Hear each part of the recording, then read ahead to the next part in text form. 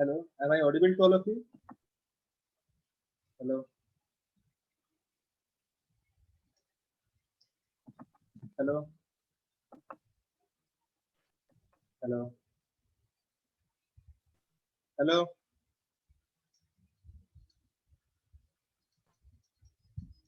Yes, sir. Okay, okay. So, how all of you are doing? Hello, how all of you are doing?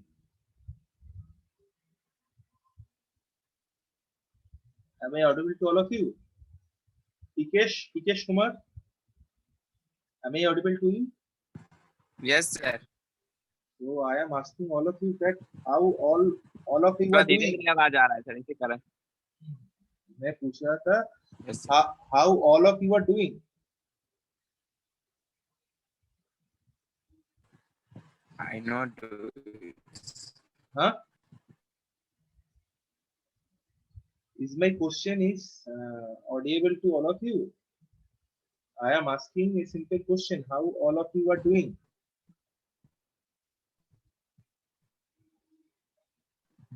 Kundan, बहुत धीरे आवाज आ रहा है sir. अच्छा network issue, अच्छा okay, थोड़ा एडजस्ट करो, मैं रिजॉल्व करता हूँ. नेटवर्क का इतना प्रॉब्लम रहता है, ठीक है, एक प्रॉब्लम तो रहेगा जिंदगी में. हेलो, अभी देखो तो आवाज आ रहा है कि नहीं? Hello hello, yes sir. अभी आवाज आ रहा है. ओके,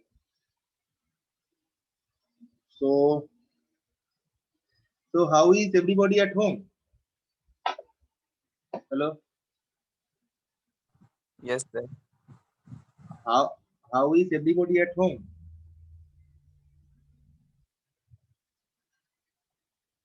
अरे मुझे भी समझ में नहीं आ रहा, आवाज आ रहा है कि नहीं आ रहा है. Have all of you taken vaccine or not? All of you are taken vaccine or not? Vaccine ले लिए हो सब लोग? ले लिए हैं सर. और बाकी बाकी कितना जन लिए हो? यस बोलो, कौन कौन वैक्सीन लिए हो? राहुल राहुल गोयल वैक्सीन लिए हो क्या? हेलो, सर वेटिंग में है सर कुछ.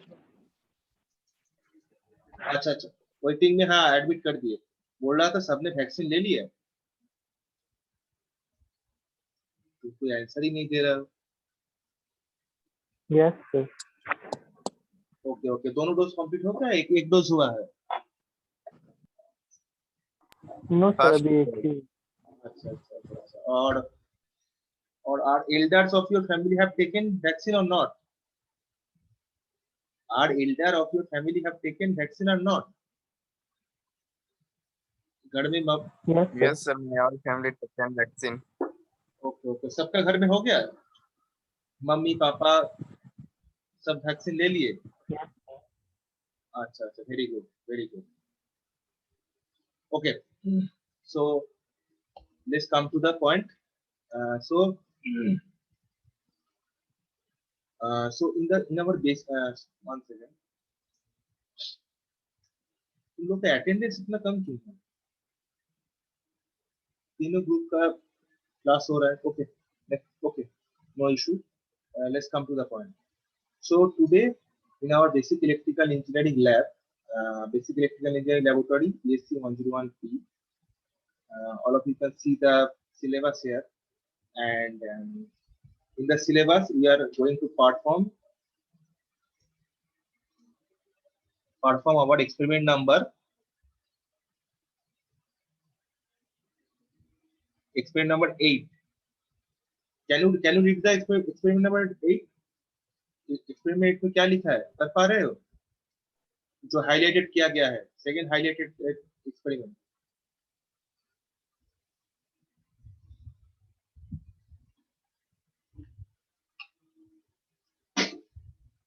Hello hello. Yes sir. So today we are going to perform synchronous machine operating as a generator, stand alone operation. Okay, तो इस जो एक्सपेरिमेंट है, experiment number 8, synchronous machine operating as a generator stand alone operation, इसको हम लोग, इसका theory हम लोग एनालिसिस करेंगे, ठीक, ओके। और इसका might be all of you can is it it is a moderate complicated topic, okay। Basically synchronous machine topic के पिछले जो सिलेबस था उसमें फोर्थ सेम या फिफ्थ सेम में आता था इलेक्ट्रिकल मशीन में, तो अभी ये फर्स्ट ईयर का सिलेबस में आ गया है, मगर उसमें कोई प्रॉब्लम नहीं है, मगर ये थोड़ा मॉडरेट सब्जेक्ट है अकॉर्डिंग, माने if you compare to the difficulty scale, it is a moderate subject, moderate topic है द डिफिकल्टी स्केल। सो कुछ कुछ चीज अगर समझ में आज हम लोग पार्ट 1 को डिस्कस करेंगे, इसको थोड़ा अच्छी तरह से सुनना, पार्ट 1 को डिस्कस करेंगे, और पार्ट पार्ट 2 भी इसके बाद नेक्स्ट दिन हम लोग कराएंगे। तो इसमें अगर कुछ चीज समझने में प्रॉब्लम होगा तो इसको बाद में क्लियर हो जाए, तो उसमें टेंशन लेने की जरूरत नहीं, तुम लोग पूरा मन से सुनना, ओके ओके। मैं थोड़ा मोबाइल से कनेक्ट हो जाता हूँ क्योंकि मुझे कॉपी कॉपी शो करना है, ओके, तो वेट फॉर 1 मिनट।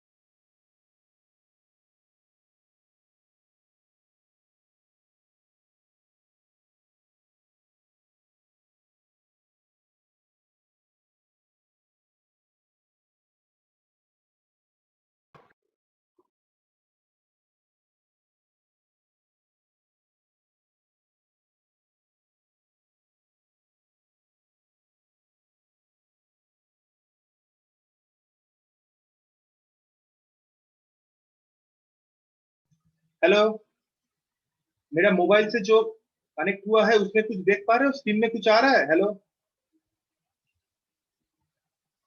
हेलो, नहीं आ रहा सर कुछ। अच्छा देखो तो मेरा नाम से दो कैंडिडेट है, उसमें देखो तो कोई कुछ हो रहा है कि नहीं हो रहा है? Okay,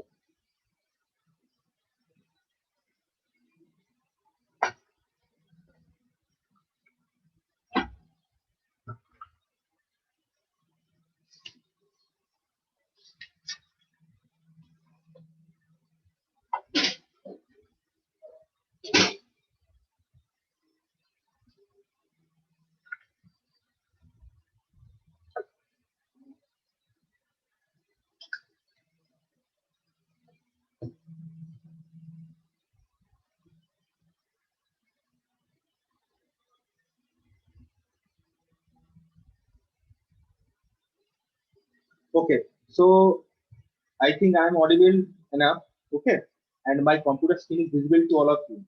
So our today we will discuss our experiment number 8 in the syllabus of Basic Electrical Engineering BSc 101P. Okay, so our experiment name is synchronous generator operation in a stand-alone mode. Okay, तो synchronous motor operation in a stand-alone mode. इसमें क्या क्या आता है? Basically ये synchronous machine third same और fourth same या fifth sem में आता था. अगर अभी फर्स्ट सेम में इसको इंट्रोड्यूस किया है तो हम लोग कोशिश करेंगे इसको जितना भी सिंपल वे से रिप्रेजेंट किया जा सकता है, क्योंकि मैंने इजी टू अंडरस्टैंड वे में हम लोग कोशिश करेंगे इसको रिप्रेजेंट करने के लिए. Okay, so listen to me very carefully. If you don't understood any word or any term or any diagram, then you don't fear. We also discuss this topic in the next class in part 2. Today we will discuss in part 1 in this experiment number 8. So our first we will know that synchronous, our experiment is synchronous generator operating alone standalone mode. Okay, तो इसका मतलब क्या है? इसका मतलब है तुम लोग जानते हो सिंक्रोनस जनरेटर, कोई भी जनरेटर अगर रहता है तो जनरेटर के साथ एक लोड कनेक्टेड रहता है. तो ये तो तुम लोग जानते हो. जैसे एक एग्जांपल दीजिए जनरेटर, जैसे जैसे जैसे मान लो कोई भी पावर प्लांट जहाँ से इलेक्ट्रिसिटी जनरेट होता है, ठीक है, जहाँ में इलेक्ट्रिसिटी जनरेट होता है, जैसे हम लोग अगर स्विच ऑन करें तो उसमें एक करंट आता है, एक वोल्टेज रहता है उसमें, फिर करंट फ्लो होता है और करंट से एक बल्ब फ्लो करता है. उसमें एक वोल्टेज का वोल्टेज भी रहता है, certain amount of voltage and current is there, हर चीज में रहता है. सही है कि नहीं? क्योंकि एक बल्ब अगर तुम लोग लोगे, एक CFL बल्ब अगर लोगे या कोई भी चीज लोगे तो उसमें क्या होता है, उसका एक सर्टेन अमाउंट ऑफ वोल्टेज रहता है और करंट रहता है उसमें. तुम लोग उसका रेटिंग में देख सकते हैं. तो उसी तरीके से एक जनरेटर, जब एक जनरेटर क्या करता है, जनरेट करता है. मान लो सिंक्रोनस जनरेटर, तो सिंक्रोनस जनरेटर क्या जनरेट करेगा?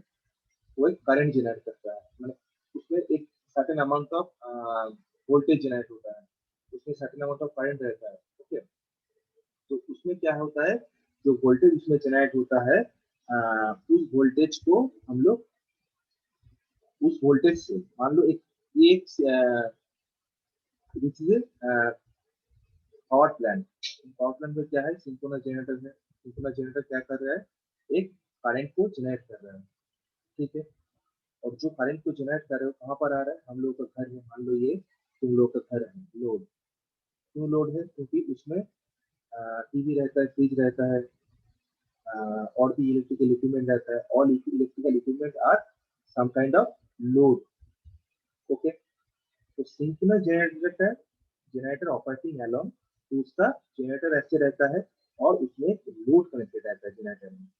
ओके, तो इसमें बेसिकली बोला क्या गया है, synchronous generator supplying a load. मतलब कोई भी जनरेटर, सिंक्रोनस जनरेटर नहीं है, कोई भी generator obviously it is supplying a load and generator is doing it along. Okay, इसीलिए इसको बोला जाता है स्टैंड अलोन मोड. ओके, तो हम लोग का टर्मिनोलॉजी समझ में आ गया. The speed at which generator rotates, ठीक है. Okay, the speed at which generator rotates, उसका एक स्पीड रहता है सिंक्रोनस स्पीड. ओके, जैसे सिंक्रोनस मशीन, सिंक्रोनस जनरेटर, उसका एक स्पीड रहता है. क्योंकि सिंक्रोनस जनरेटर क्यों बोलते हैं? क्योंकि the speed at which the synchronous generator rotates. Synchronous generator एक सिंक्रोनस स्पीड में रोटेट करता है. सिंक्रोनस स्पीड क्या है? Synchronous speed is nothing but A speed of the RMA, rotating magnetic field. Rotating magnetic field जिस speed से घूमता है, the speed of the rotating RMA, rotating magnetic field, is called the synchronous speed of the machine. Okay, तो इसमें से हम लोग का assumption क्या है? assumption ही मिला है कि the speed at which the generator rotates in case the field is in rotor, ns and omega is constant. पहले हम लोग थोड़ा डिस्कस कर लेंगे. सिंक्रोनस मशीन में मैं पिछले दिन बोला था, सिंक्रोनस मशीन में रोटर कहाँ पर रहता है, सिंक्रोनस मशीन का फील्ड कहाँ पर रहता है, कोई बता सकता है? तो सिंक्रोनस मशीन का फील्ड कहाँ पर रहता है? Is anyone tell me that where synchronous machine field is located? Either it is stator or rotor. ये तो बेसिक चीज है, इसको बताओ।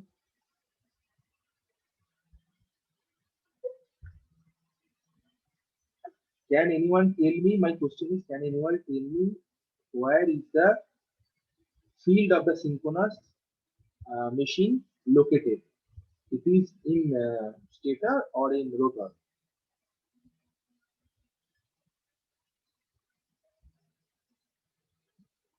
अच्छा, Ranjan Civil. Ranjan, are you there? Ranjan. Milan Sagar, electrical. Milan.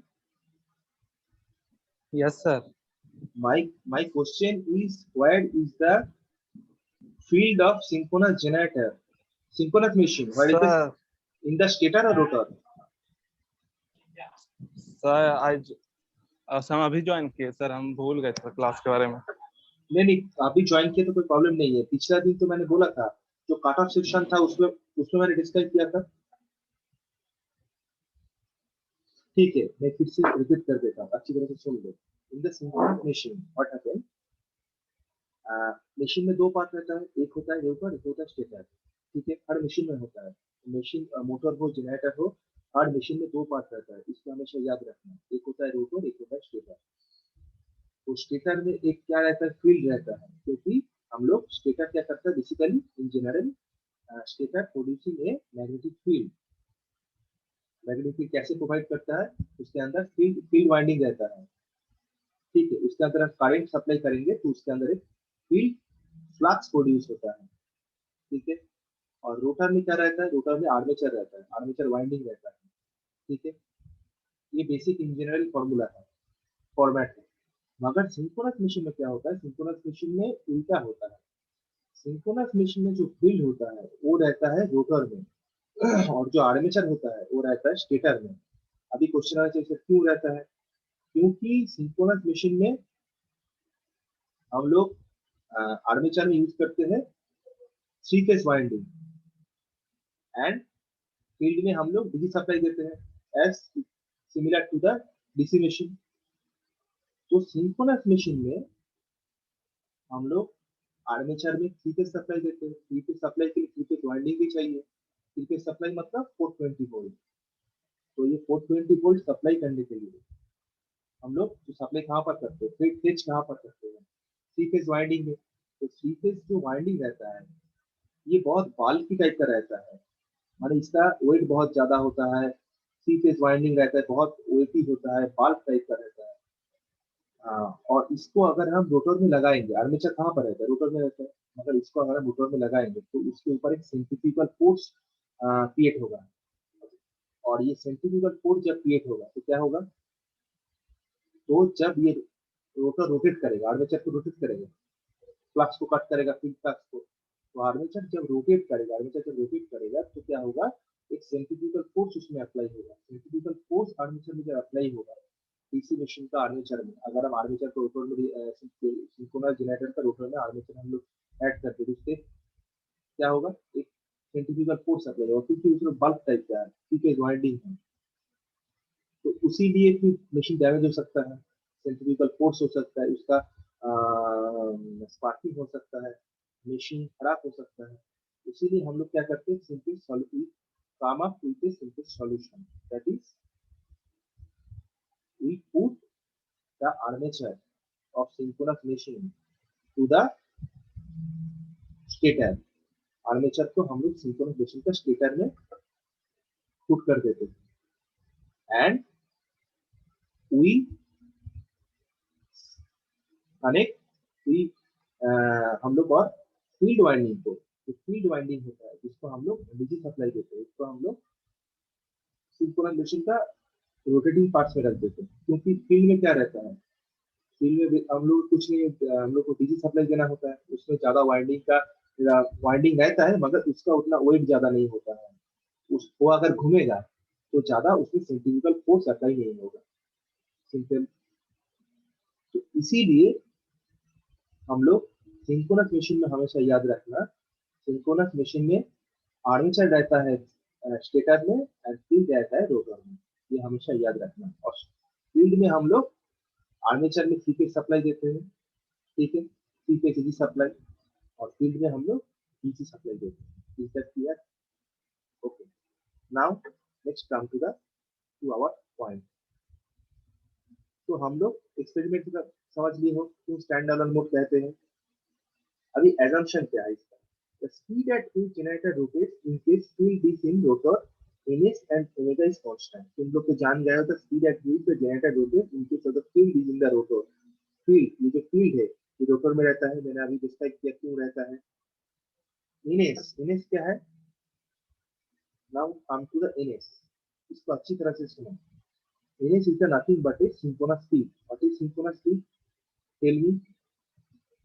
हम लोग, मैंने क्या बोला था, सिंक्रोनस मशीन का आर्मेचर कहाँ पर रहता है? तो स्टेटर में। तो उसमें हम लोग क्या सप्लाई देंगे? एसी सप्लाई देंगे। एसी सप्लाई अगर देंगे सिंक्रोनस मशीन का आर्मेचर में, जो स्टेटर में हम लोग फिट करके रखे हैं, तो उसके ऊपर एक रोटेटिंग मैग्नेटिक फील्ड क्रिएट होगा, आरएमएफ, जिसको हम लोग बोलते हैं आरएमएफ, रोटेटिंग मैग्नेटिक फील्ड। ये जो रोटेटिंग मैग्नेटिक फील्ड है, इसका नेचर कैसा है? नाम से ही पता चल रहा है सर, रोटेट कर रहा है, रोटेटिंग मैग्नेटिक फील्ड। तो ये मैंने पिछले बार भी बोला था पार्ट ऑफ सेक्शन में।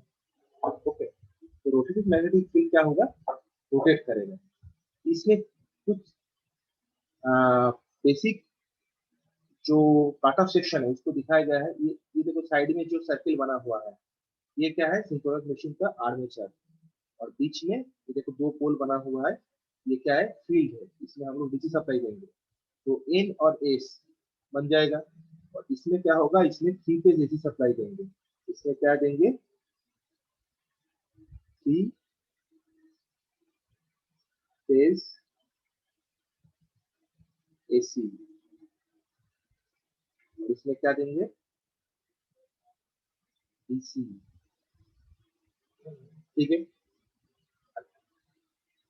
तो now let's come to the point. The speed at which generator rotates in case field is in rotor, field तो रोटर में ही रहता है, ns एंड ओमेगा। ns क्या है? Synchronous speed.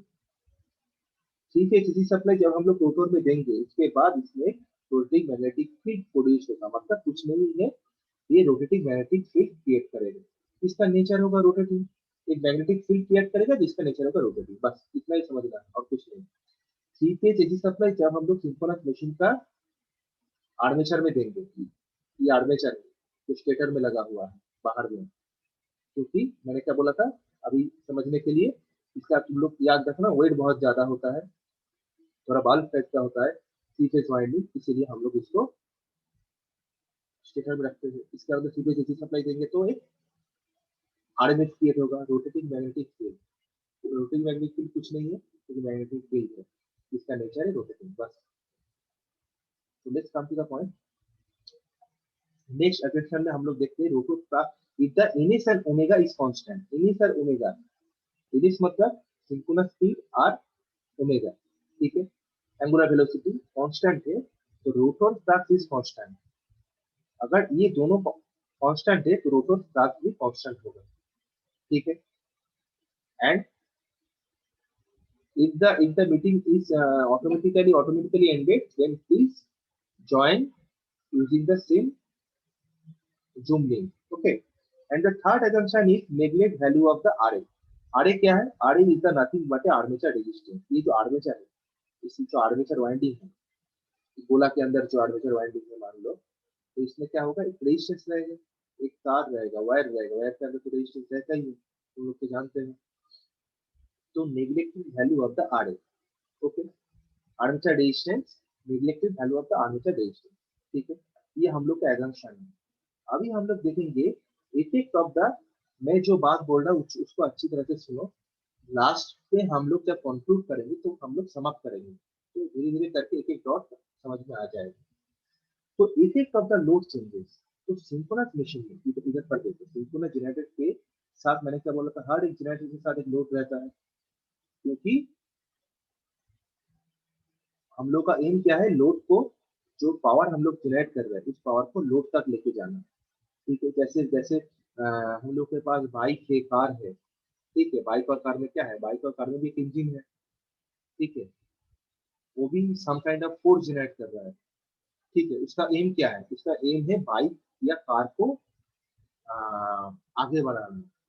ठीक है, सिमिलरली जो एनर्जी हम लोग सिंक्रोनस जनरेटर से पावर प्लांट में जनरेट कर रहे हैं उसका एम क्या है, उस पावर को लोड तक पहुंचाना। मान लो आ, मान लो इधर पर एक थर्मल पावर प्लांट है, डीवीसी है, डीवीसी झारखंड में। उसका एम क्या है, उसमें हम लोग लोड कनेक्टेड है, उसका जो पावर सप्लाई, पावर जनरेट हो रहा है उसको लोड में सप्लाई करना। ठीक है, तो ये जो लोड में सप्लाई हम लोग पावर को करेंगे, the effect of the load changes, तो इधर पर बोला गया है effect of the load changes. Okay,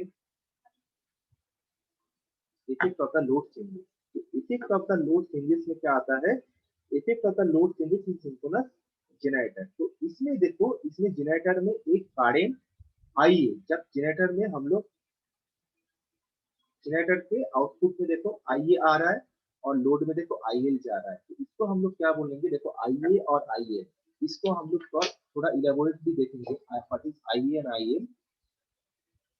आईए का मीनिंग जो जनरेटर से आ रहा था, IA coming out from generator and IL going to the load. ठीक है, तो इसमें देखो आईए जो है, IA coming out from generator, IL क्या है, coming to the load, going to the load. ठीक है, एक करंट जनरेट होता है। ठीक है, उसके बाद देखो IL increase means the load resistance is decreasing. IL increasing मतलब लोड करंट जितना इंक्रीज करेगा, लोड रेजिस्टेंस इज डिक्रीजिंग। इसका मतलब है ये आईएल जितना इंक्रीज करेगा, लोड का करंट जितना इंक्रीज करेगा, लोड रेजिस्टेंस उतना ही डिक्रीज करेगा। मान लो एक करंट का एक सर्किट है, एक सर्किट में सिंपल एक कुछ मान लो ऐसी तरीके से कुछ सर्किट है।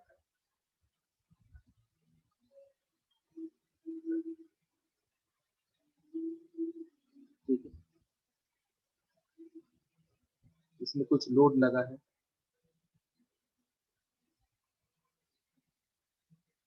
ठीक है, अभी इसमें लोड में क्या लगा है, मान लो मैंने इसमें बल्ब लगा दिया, एक सीएचएल बल्ब को ऐड कर दिया।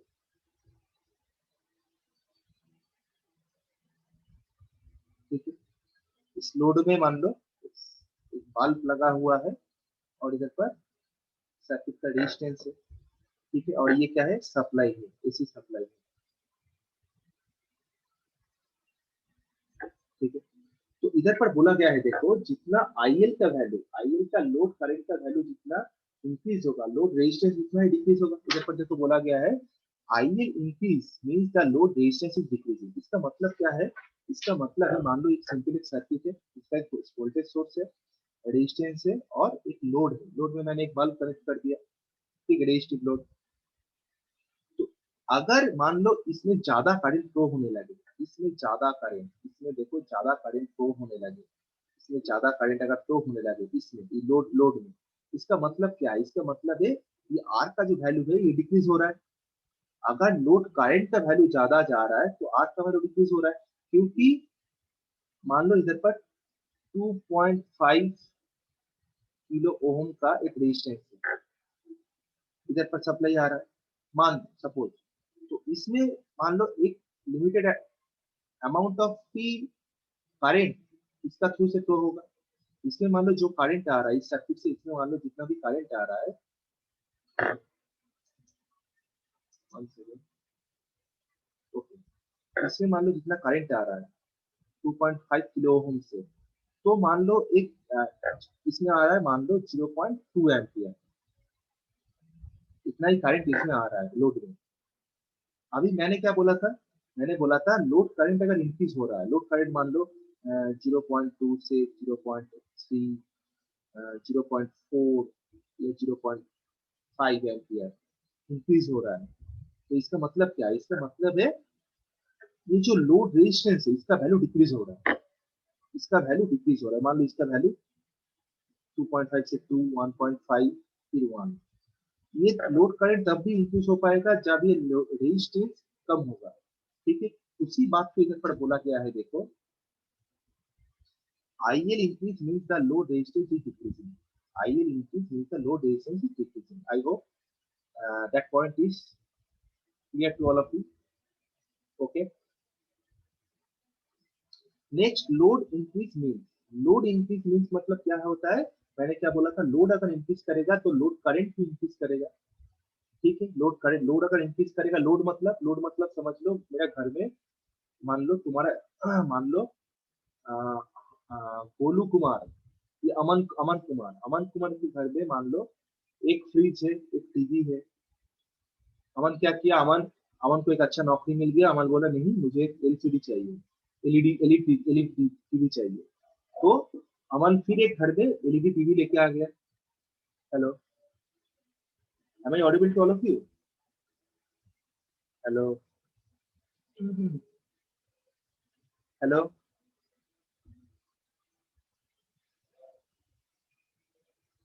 Hello, am I audible to all of you?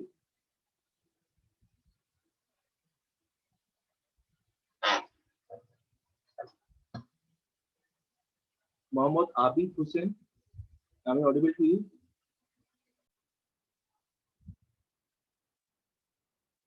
Am I audible to all of you? Hello, hello, hello. Yes. Okay.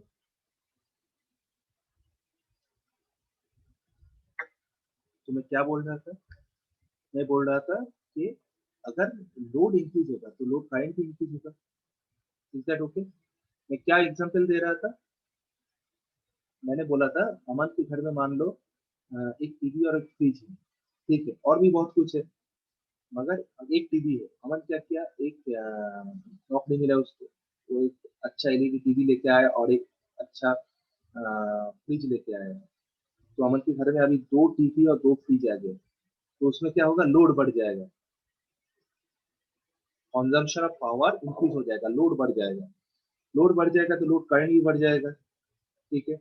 Load current, तो लोड करंट बढ़ेगा तो आईए आर्मेचर करंट ये भी बढ़ जाएगा, ठीक है। If IL increase then IE also increase. IL अगर इंक्रीज होगा तो IE भी इंक्रीज होगा। लोड करंट अगर इंक्रीज होगा देन आर्मेचर करंट भी इंक्रीज होगा, okay. If IL increase then IE also increase. IL अगर इंक्रीज होगा तो IE आल्सो इंक्रीज होगा, ठीक है।